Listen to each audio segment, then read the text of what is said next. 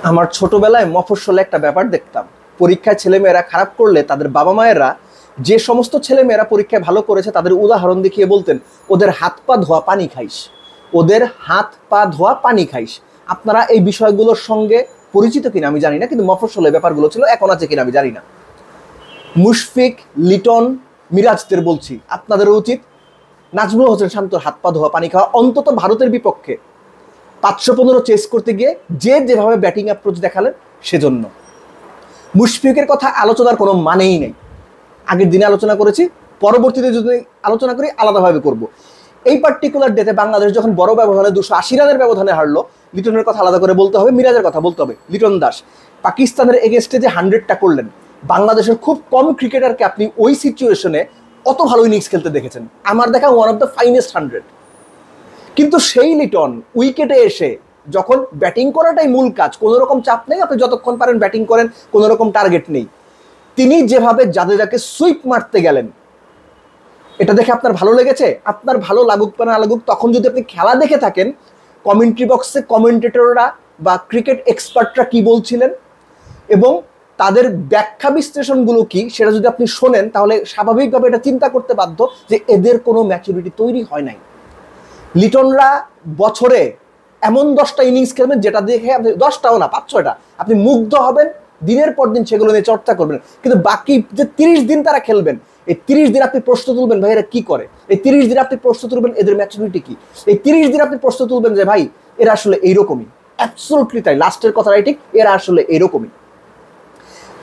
জাদেজাকে sweep মারতে যাওয়ার অন্যতম প্রধান কারণ ছিল ডিপ মিড উইকেট ছিল না, that was a scoring zone, এবং তাকে ওই ট্র্যাপটাই করা হয়েছে, ভাই তুই মার। কারণ আগের ইনিংসেও সে এভাবে খেলতে গিয়েই আউট হয়েছিল, স্নিক হয়েছিল, আউট হয়েছিল। এই ইনিংসে তিনি ওই শট খেলে বেঁচে গেছেন, তারপরে কিন্তু ঠিকই আউট হয়েছেন। যে বলটাতে আউট হয়েছেন দ্যাট ইজ লেফট আর্ম অর্থোডক্সের একটা ড্রিম ডেলিভারি, অফ মিডলে পিচ করবে, একটা বড় টার্ন নিয়ে বের হয়ে যাবে, স্নিক হবে, উইকেট কিপার কিংবা ফার্স্ট স্লিপ সেকেন্ড স্লিপে ক্যাচ যাবে, দ্যাট ইজ ফাইন। ওখানে প্রশ্ন আসবে তার স্কিল টেকনিক ঠিক ছিল কিনা, বল লিফট করতে পারতেন কিনা, আরো সামনে গিয়ে কভার করে ডিফেন্স করতে পারতেন কিনা, ওই আলোচনা অন্য আলোচনা। কিন্তু এই যে অ্যাপ্রোচের আলোচনা, যে উইকেটে নেমে পঞ্চম বা ষষ্ঠ বলে সুইপ খেলতে হবে, এটা লিটনদের অভ্যাস, এটা মুশফিকদের অভ্যাস। দলের প্রয়োজন কি, ম্যাচের পরিস্থিতি কি, ওই সময় উইকেট কি আচরণ করছে, উইকেটে সেট হওয়ার ব্যাপার আছে কিনা, নাকি আমি ডন ব্র্যাডম্যান উইকেটে নেমেই মারতে পারবো, এরকম কোনো কিছুর অ্যাসেসমেন্ট তাদের নাই। যে কথাটা আমি একটু আগে বললাম যে ডিপ মিড উইকেট ছিল না, that was a scoring zone. প্রলুব্ধ করা হচ্ছিল, লোভ দেখানো হচ্ছিল, নাকের সামনে মূলা ঝুলিয়ে দেওয়া হয়েছিল যে ভাই তুই ওইদিকে মার, জায়গা আছে। লিটন ওই শটটাই খেলতে পারতেন একটু সেট হয়ে, একটু রয়েস হয়ে, একটু বুঝে শুনে। সাকিব আল হাসান আউট হওয়ার পর লিটনের সামনে তো সুযোগ ছিল শান্তকে সাপোর্ট করে একটা বড় পার্টনারশিপ গড়া। ভারতের 7 আর 8 নাম্বার ব্যাটসম্যান 199 রানের পার্টনারশিপ করতে পারলে আপনারা পারবেন না? মেহেদী মিরাজের কথা বলছি। মেহেদী মিরাজ 10 বল আউট করে আউট হয়েছেন, তার কি দরকার ছিল এরকম করে উঠিয়ে মারার? এগুলো গেম অ্যাওয়ারনেসের ব্যাপার, এগুলো ম্যাচ অ্যাওয়ারনেসের ব্যাপার, যেটা মুশফিকের 18 বছরে হয় নাই, লিটনের 9 বছরে হয় নাই, মিরাজের 9 বছরে হয় নাই। এরা ভালো ইনিংস খেলবেন মাঝে মধ্যে, এরা খুব ভালো ইনিংসও খেলবেন মাঝে মধ্যে, কিন্তু মোস্ট অফ দ্য কেসেসে এই আনস্মার্ট ক্রিকেটগুলো খেলেন। কেননা তারা ক্রিকেটার হিসেবে আনস্মার্ট ক্রিকেটার। স্কিল হয়তো আছে, টেকনিক হয়তো আছে, কিন্তু টেম্পারমেন্ট ঘাটতি আছে, স্মার্টনেস অনেক বড় ঘাটতি আছে ক্রিকেটার হিসেবে। আর এরা স্মার্ট হিসেবে নিজেদের গড়ে তুলতে পারেনি। নাজমুল হোসেন শান্তর কথা বলছি এখন, যার হাত পা ধোয়া পানি খাওয়ার উদাহরণ আমি দিয়েছিলাম। খেয়াল করে দেখেন, পুরো ইনিংসে আমি নাজমুল হোসেন শান্তকে 6টা রিভার্স সুইপ খেলতে দেখেছি। 6টা টেস্ট ম্যাচের বিবেচনায় 6টা রিভার্স সুইপ খেলা কিন্তু সহজ কোনো ব্যাপার না। প্রত্যেকটা তিনি নাইসলি কানেক্ট করেছেন, টাইম করেছেন। তিনি আক্রমণাত্মক আমি বলবো না, পজিটিভ ফ্রেম অফ মাইন্ড নিয়ে ব্যাটটা করেছেন। শান্তর যে ব্যাটিংটা, আমি এটা প্রশংসা এই জন্য করছি যে শান্ত দেখিয়ে দিয়েছেন যে এই উইকেটে একটু সেট হয়ে পজিটিভ মাইন্ড সেট আপ নিয়ে রবিচন্দ্রন অশ্বিন কিংবা জসপ্রীত বুমরা কিংবা জাদেজাদের হ্যান্ডেল করা যায়, তাদের ওপর ডমিনেট চাইলে করা যায়, একটু সময় দিতে হবে। এই যে স্মার্ট থিঙ্কিং, এই যে সুযোগের অপেক্ষা করা কিংবা সুযোগ বুঝে রান করা, সুযোগ বুঝে প্রয়োজনীয় সুইপ বা রিভার্স সুইপ খেলা, এগুলো মুশফিক কিংবা লিটনদের মাথায় ঘোরে না। তারা ওয়ান ডাইমেনশনাল চিন্তা করেন।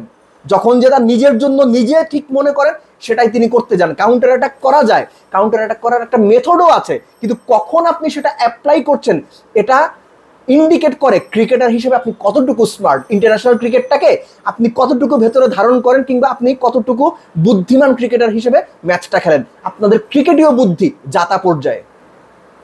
বাংলাদেশের মানুষের গড় আইকিউর যে অবস্থা 74-এর একটু বেশি, এটা রিফ্লেকশন ক্রিকেটারদের মধ্যে আছে, তাদের যত ভালো স্কিল টেকনিকই থাকুক না কেন। আই ওয়াজ সো ডিসঅ্যাপয়েন্টেড মানে এই মর্নিংয়ে যে সাকিব এবং শান্ত যখন ব্যাট করছিলেন, একটা এক্সপেকটেশনস ছিল যে ভাই লাঞ্চটা চলে আসবে, দুজনেই লাঞ্চ পর্যন্ত কাটিয়ে দেবেন এবং চেষ্টা করবেন যে বাংলাদেশ যেন একটা 350 অ্যারাউন্ড স্কোর করে। আমি আগের দিন বলেছিলাম যে বাংলাদেশ এই ম্যাচ যদি 200 রানেও হারে, I will be so happy.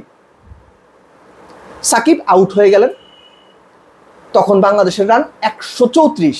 ভাই পরের 30 রানের মধ্যে, 194 রান ছিল, 234 রান, 30 রানের মধ্যে 6 উইকেট নেই, আউট হয়ে গেল। শান্ত যখন he was running out of partners, তিনিও ওই সুযোগটা নিতে গিয়েছিলেন, যে অপশন ছিল ইদার এক নিতে হবে অথবা বাউন্ডারি মারার অপশন ছিল। হি টুক দ্য বাউন্ডারি, মানে he took the chance of making the boundary, সেটা হয়নি, মিসকিউড হয়েছে। কিন্তু বাকিরা যে ব্যাট করেছেন দৃষ্টিকটু, এবং একই সঙ্গে টেস্ট ক্রিকেটের যে মেজাজ, ম্যাচের যে পরিস্থিতি, এগুলোর সঙ্গে কোনোভাবেই জানা। এর চেয়েও বড় সমস্যা যেটা, তাদের মেন্টালিটি, তাদের এই যে মানসিকতা, মানসিক দৈন্য, ক্রিকেটীয় মানসিক দৈন্য, এগুলোর কোনো প্রতিকার নাই ভাই। এগুলোর কোনো হোমিওপ্যাথিক অ্যালোপ্যাথিক কোনো রকম কোনো চিকিৎসা নাই। আপনারা 9 বছর ধরে রিটনকে দেখছেন না, 9 বছর ধরে মিরাজকে দেখছেন না, মুশফিককে 17-18 বছর ধরে দেখছেন না, কি পরিবর্তন দেখেছেন এই সমস্ত সিচুয়েশনে? বাজে শট খেলে উইকেট দিয়ে আসা, নিজের যা খুশি তাই খেলা, মানে শট খেলা বা সিলেকশন করা, কোনো পরিবর্তন দেখেছেন 9 বা কিংবা 18 বছরে? আমি কিন্তু দেখি নাই ভাই। যে পরিবর্তন হয়েছে সেগুলো খুবই সামান্য। সো এজন্যই বললাম যে শান্তরই ইনিংসটা দরকার ছিল, তিনি 100 করতে পারেননি, এটার জন্য শান্ত নিজেই দায়ী। তার উচিত ছিল অ্যাটাকিং না খেলে টুক করে নিজের নামের পাশে একটা 100 বসিয়ে নেওয়া। বাংলাদেশের অন্যান্য ব্যাটাররা বা অন্যান্য সিনিয়র প্লেয়ার যেটা করেন, পিঠ বাঁচিয়ে খেলে যে নিজের নামের পাশে কিছু সংখ্যা বসিয়ে নেন বা এভারেজ বাড়িয়ে নেন, শান্তরও সেটা করা উচিত ছিল, যেহেতু তার নামের পেছনে রিসেন্ট টাইমে রান ছিল না। সবশেষ 10 ইনিংসে তিনি 4 বার বা 5 বার সিঙ্গেল ডিজিটে আউট হয়েছিলেন, একটা 100 করলে ভালো হতো। সেই ক্ষেত্রে অন্যদের আরেকটু বেশি লজ্জা পাওয়ার সুযোগ ছিল, যদিও তারা লজ্জা আসলে পান কিনা আমি জানি না।